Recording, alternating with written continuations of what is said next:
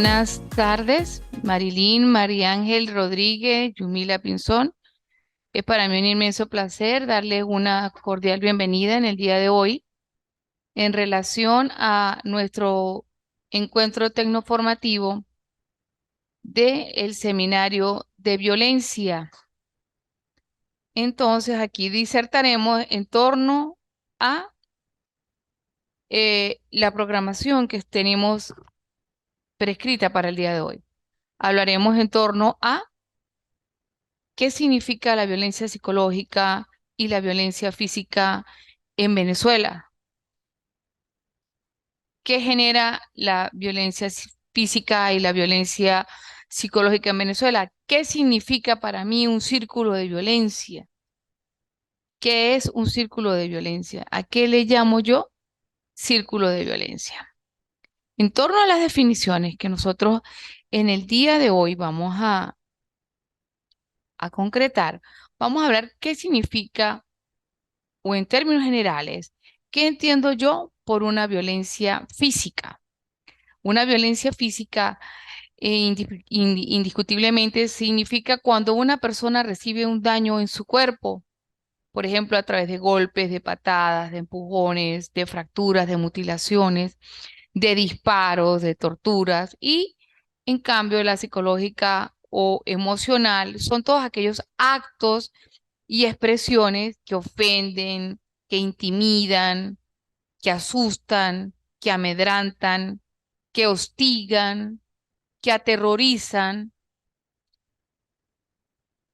el autoestima de una persona. Le altera, en pocas palabras, el estado emocional. Pero ¿cómo nosotros consagramos en Venezuela o qué llevamos nosotros en Venezuela la violencia psicológica? La violencia psicológica es considerada como cualquier acto que pueda disminuir la autoestima de la mujer y que la lleve a la depresión, inclusive al suicidio. También se puede enfocar desde un punto de vista como un acoso o un hostigamiento, que es cualquier tipo de comportamiento dirigido a intimidar, a chantajear. ¿Qué relación encuentro yo entre la violencia psicológica y ese amedrantamiento, ese hostigamiento? ¿Será que hay alguna relación? Entonces los invito a ustedes a que profundicen dentro de este tema, porque de verdad que es muy interesante. Bienvenidos aquí en nuestro encuentro tecnoformativo a Marilyn, a María Ángela Yumila y aquí de manera presencial a la futura colega Ingrid y a la futura colega María Castro. Bien, pero ¿qué me genera a mí esa violencia psicológica? ¿De dónde deviene, en términos generales, la violencia psicológica? Deviene de la ansiedad, de la angustia y la depresión que yo experimento como víctima frente a un agresor. Como ustedes bien saben, en Venezuela o en estos países se estipula a través de un violentómetro. Entonces, de acuerdo a las ofensas, a las humillaciones, al hostigamiento, a la ansiedad, a las ofensas, el violentómetro me va indicando a mí qué grado, ¿verdad? Es un temor, un termómetro, vamos a decir así, por eso se llama violentómetro. Es el termómetro que mide el grado de violencia que experimenta una víctima que se ve afectada, ya sea emocional, psicológico, física, dentro de una relación. También la violencia emocional se conoce, o vamos a decirlo así, como un abuso mental. Entonces nosotros podemos consagrar violencia psicológica y la podemos establecer también como un abuso mental. ¿Por qué lo podemos experimentar como un abuso mental? Porque la violencia es emocional, se da en el momento de rechazar, ignorar, amedrantar y aterrorizar. Inclusive, dicen algunos autores, que se llega al caso de ridiculizar a la víctima, de exponerla. ¿Por qué? Porque automáticamente la manipula y la aísla al grado de que la víctima se siente afectada. Entonces ya el agresor entra en un caso, vamos a hablarlo psicológicamente, de manipulador. Manipula a la víctima y la víctima se ve en esto, en la mayoría de los casos, minimizada en el momento de ser agredida verbalmente, emocionalmente, humillada y muchas veces, vamos a decirlo de esta manera, víctima de agresiones verbales, víctimas de sometimientos, víctimas de gritos, víctimas de ofensas, y en el cual el manipulador en esta mayoría de los casos busca es establecer un vínculo para él poder manipularla. Entonces existen en estos casos en Venezuela, se conocen varios tipos de violencia. ¿Cuántos tipos de violencia se consagran en Venezuela? Tenemos un total de 21 tipos de violencia. Tenemos la violencia psicológica que disminuye automáticamente la estima. Tenemos el acoso o hostigamiento, que es cualquier tipo de abuso o de comportamiento dirigido a perseguir, a intimidar y a chantajear a una mujer. Tenemos lo que se denomina la amenaza como otro tipo de violencia, que son actos que causan daños a futuros para intimidar a una mujer. Tenemos la violencia física, que también es conocida como todo acto que genere un daño o un sufrimiento en la mujer. También tenemos la violencia doméstica, que es cualquier acto doméstica, entre paréntesis, lo conocemos como cualquier acto que nos ocasione un pariente o un miembro de la familia y que vaya o mediante el cual se sostiene en la mayoría de los casos una relación de índole familiar o una relación afectiva, pero que en la mayoría de los casos nos agrede, nos intimida o amenaza a la mujer como una víctima vulnerable. También encontramos la violencia sexual, que es aquella conducta que va en contra del libre derecho que tiene la mujer para decidir acerca, sí o no, sobre su sexualidad. También encontramos el acceso carnal violento, que es cualquier violencia de tipo sexual que consiste en introducir cualquier tipo de objeto u órgano en las partes de la mujer mediante una violencia o una amenaza. También encontramos la prostitución forzada, que es cuando se obliga a una mujer a realizar actos sexuales con la finalidad de obtener un beneficio económico. Encontramos también dentro de los tipos de violencia, que son 21, la esclavitud sexual, que es cuando una mujer es vendida, intercambiada o o en la mayoría de los casos, obligada a realizar actos sexuales. Tenemos también el acoso sexual, que es cuando un individuo le exige a una mujer tener actos sexuales o cualquier tipo de comportamiento de la misma índole bajo la promesa de hacerle daño. Entonces ahí donde ustedes pueden observar el término de abuso sexual, de esclavitud sexual y de acoso sexual. También encontramos la violencia laboral, que es aquella discriminación hacia la figura de la mujer en los centros de trabajo, que obstaculicen su acceso al empleo, su ascenso, su estabilidad laboral y que muchísimas veces pues se ve perseguida inclusive en los pasillos donde ella opera dentro de sus oficinas de trabajo. También encontramos la violencia patrimonial y económica, que va dirigida a producir limitaciones económicas para controlar sus ingresos. Tenemos la violencia obstétrica, que como su nombre lo indica, es cuando un personal que se desempeña dentro del área de la salud, ¿verdad? En este caso mantiene un trato deshumanizador hacia la mujer a través de una patologización o el resultado de un abuso de medicamentos en los procesos naturales, perdiendo automáticamente la autonomía, en estos casos la mujer.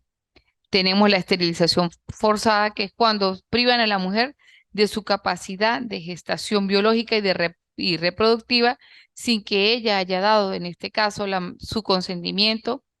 Tenemos la violencia mediática, que cuando la mujer es discriminada, deshonrada, humillada a través de cualquier medio de comunicación. Recientemente, en relación al tipo de violencia que yo ahorita les acabo de señalar, que es la violencia mediática, en las últimas jurisprudencias, creo que es del 23 de marzo, si mal no recuerdo, hay una jurisprudencia que publicó recientemente Rionero, donde habla en torno a los correos electrónicos y al peso que tiene como medio probatorio la expedición de los medios de la publicidad. Y entonces aquí nosotros podemos sencillamente pues apegarnos a esta jurisprudencia en torno a la violencia mediática. También tenemos la violencia institucional, que son autoridades, funcionarios o agentes que retardan u obstaculizan o impiden el acceso a las políticas públicas que garantizan, en este caso, los derechos de la mujer.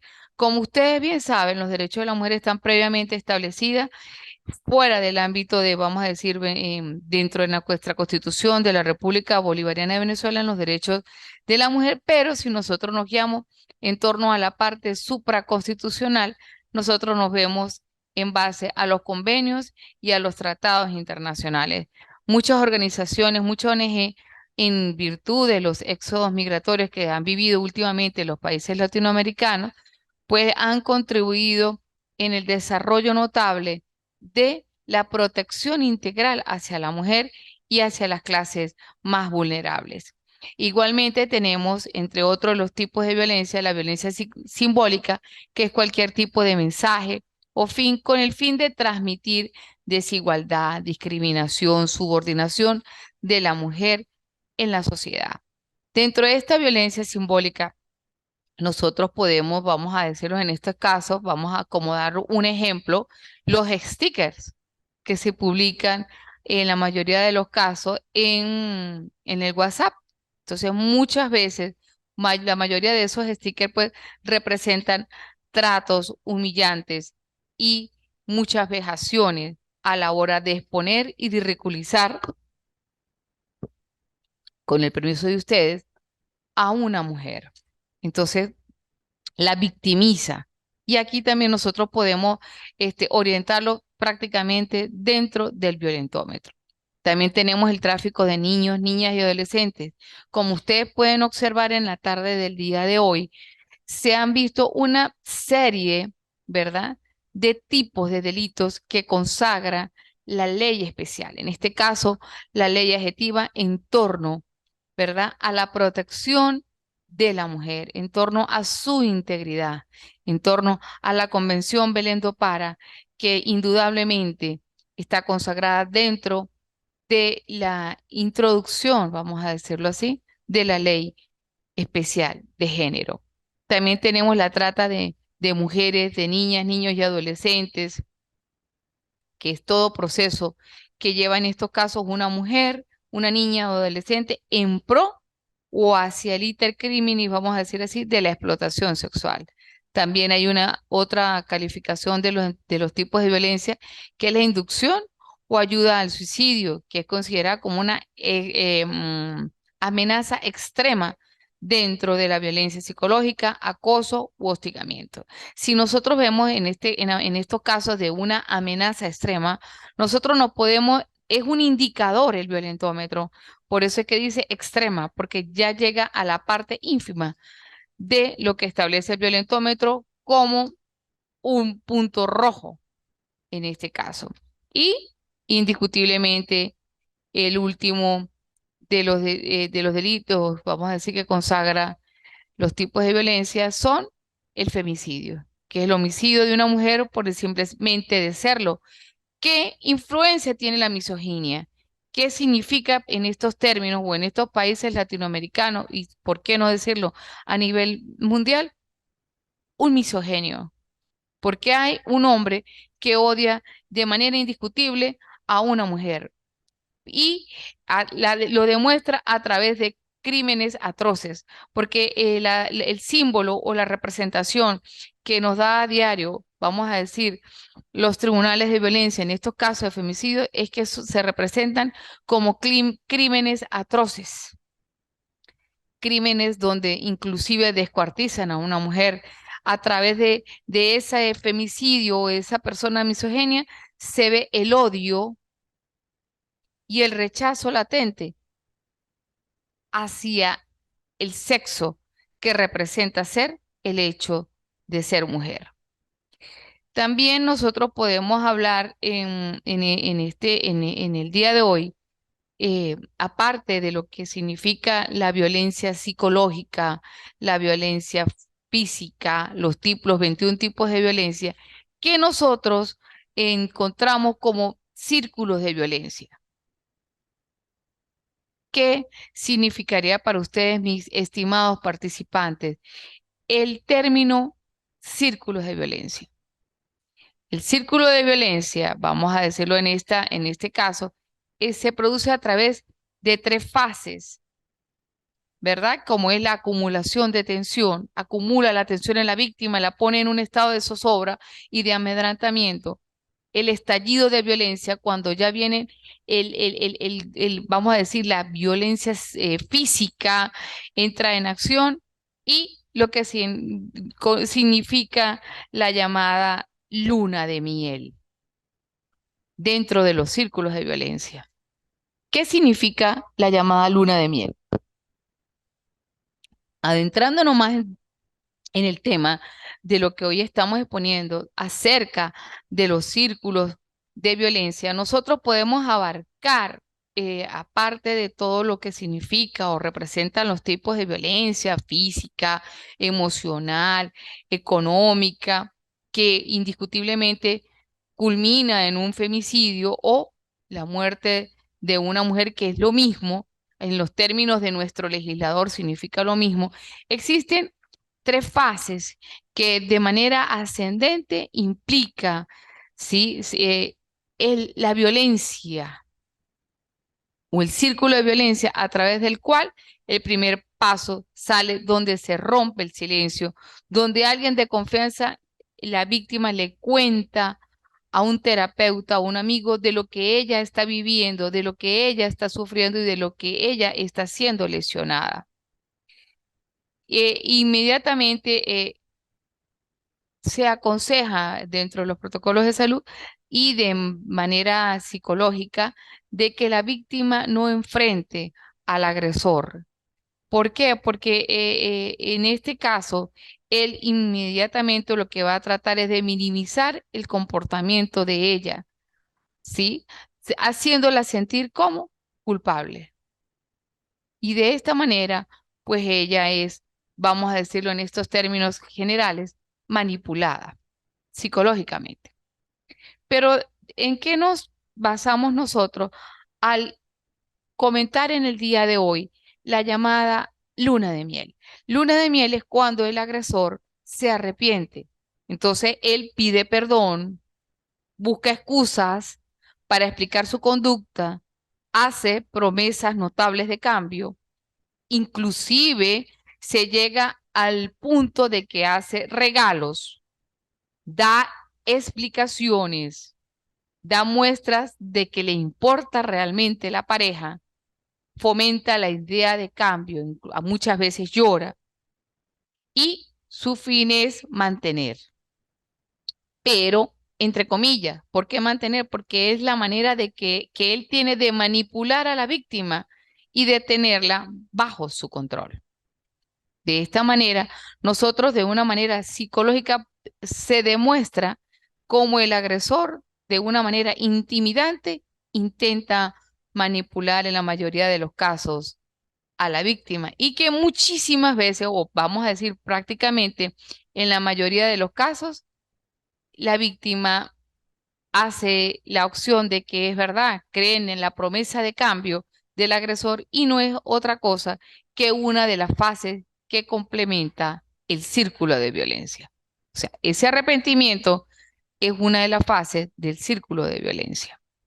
Pero, ¿qué es la violencia? La violencia es el uso intencional de la fuerza física o el poder real que tiene contra la amenaza de una persona. Fíjese que este término de violencia, si nosotros nos detenemos por un instante a desglosarlo, podemos determinar que el uso intencional de la fuerza es violencia física y la amenaza contra uno mismo es la violencia psicológica. Entonces, probablemente que ocasione daño psicológico, lesiones, muertes, inclusive en estos casos un mal desarrollo. En el día de hoy estaba pautado para ustedes las últimas sentencias o las últimas jurisprudencias. ¿Qué son jurisprudencias? Las jurisprudencias son sentencias emitidas por los tribunales de justicia. En base a ello y de acuerdo a nuestra legislación venezolana, podemos señalar algunas de las sentencias recientes que ha emitido el Tribunal Supremo de Justicia, como se conoce aquí en Venezuela, el TCJ. Tenemos la sentencia 252 de la Sala de Casación Penal de fecha 8 de noviembre del año 2019. En dicha sentencia del 8 de septiembre del año 2019, se hace un fuero de atracción dirigida a garantizar y promover el derecho de las mujeres a una libre vida de violencia, ¿verdad? Creando ciertas condiciones. Entonces, cuando esta jurisprudencia nos señala a nosotros creando ciertas condiciones, es una previsión, una protección hacia el entorno de la víctima, en este caso, hacia el entorno de la mujer. Bien, también tenemos la sentencia 410 del Tribunal Supremo de Justicia de la Sala de Casación Penal del 20 de noviembre del 2017. ¿Alguna pregunta hasta la clase del día de hoy? ¿Alguna intervención de alguno de los participantes? Aló, por favor, denme unos minutos. Ya, bien. Eh, ¿Qué me relaciona a mí la sentencia 410 del Tribunal Supremo de Justicia del 20 de noviembre del 2017? El homicidio intencional en grado de frustración. La materialización del resultado jurídicamente pretendido, con competencia dentro de la violencia contra la mujer. Yo les invito a que lo revisen dentro. Esto fue extraído de acuerdo en monografías.com en Google. La decisión también de la Corte de Apelaciones contra la violencia contra la mujer del Estado Lara del 24 de mayo del 2016.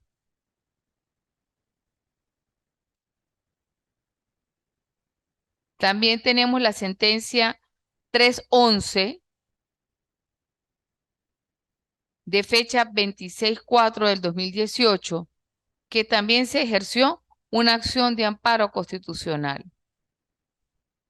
Ahí se declara sobrevenidamente en esta decisión que se establece como carácter vinculante para todos los jueces y juezas de la República en competencia en materia de violencia contra la mujer, el resultado que da la ponente, en este caso la doctora Carmen Zuleta de Merchán, en torno a las juezas y juezas en torno a las medidas de protección que limitan a las personas y el aseguramiento de la víctima con las medidas cautelares sustitutivas. Yo les invito a ustedes, mis estimados participantes, a ahondar acerca de estas últimas jurisprudencias que fueron emitidas por el Tribunal Supremo de Justicia. Igualmente, tenemos la sentencia del 26 de mayo del 2017 en torno a un recurso del habeas data. ¿Qué entiendo yo por el habeas data? Nuestra Constitución de la República Bolivariana de Venezuela consagra, creo que en el artículo 24 o 25, el derecho a la información. El habeas es una protección que establece nuestra Constitución, en virtud de que nuestra Constitución de la República Bolivariana de Venezuela es garantista. La Constitución del año 1999 establece este tipo de protección para las personas que van en búsqueda de una información y de la cual muchas veces no tienen vamos a decir, no tienen de manera oportuna esa respectiva, ¿verdad? Dirección o información que requieren en el momento. También tenemos otra sentencia del 2017 sobre una solicitud al lugar, también por la magistrada Carmen Zuleta de Merchán, que estableció con carácter vinculante el juzgamiento de algunos de los delitos previstos tanto en la Ley Orgánica sobre la Violencia contra la Mujer y la de la protección de los niños, niñas y adolescentes. Y entonces, en esta sentencia, quiero que por favor ustedes, estimados participantes, se detengan. Sería muy interesante que ustedes abordaran en torno a esta sentencia para realizar el artículo científico, de que ustedes tengan una opinión de manera subjetiva en torno a esta decisión.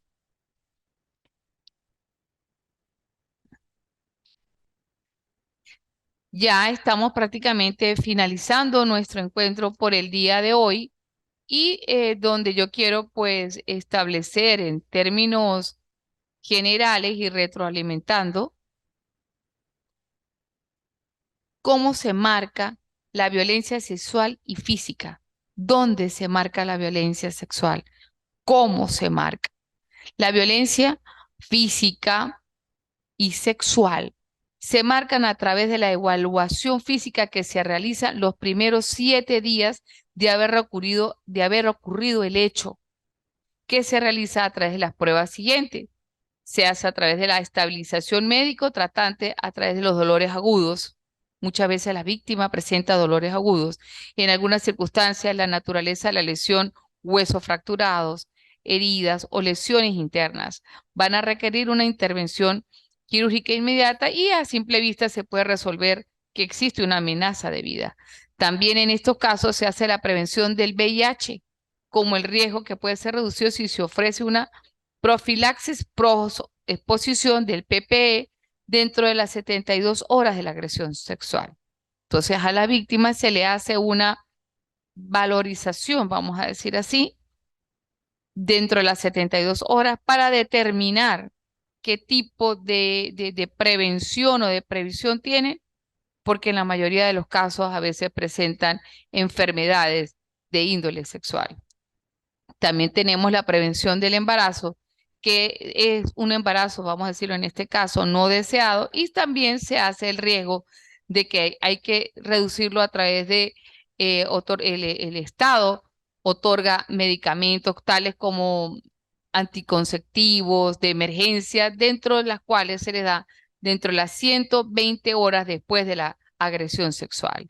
También está la prevención de infecciones de transmisión sexual, la prevención para hepatitis B y tétanos.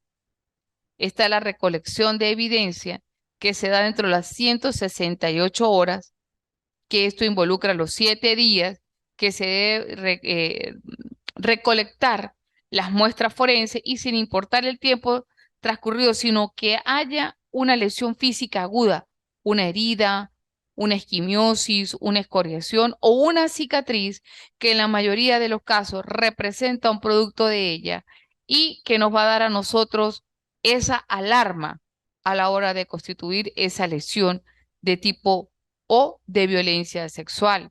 También está la parte de la zona genital, donde debe tenerse en cuenta cuántas veces fue sometida la víctima y el error de explorar el himen en pacientes femeninos y en masculino en el área anorrectal debe evaluarse la siguiente estructura. Los genitales femeninos está el monte de Venus, labios mayores, labios menores, la capucha de clítoris o clítoris, la uretra o membranas perimetrales, la horquilla posterior, el himen y el vestíbulo vaginal. Dentro de los genitales masculinos está el prepucio glande, está el glande o frenillo del pene. También nosotros podemos ver el meato uretral, el cuerpo del pene, el escroto, los testículos y la región inguinal o el periné. Dentro de esta revisión exhaustiva dentro de los genitales femeninos y masculinos, encontramos la documentación de las lesiones de los genitales.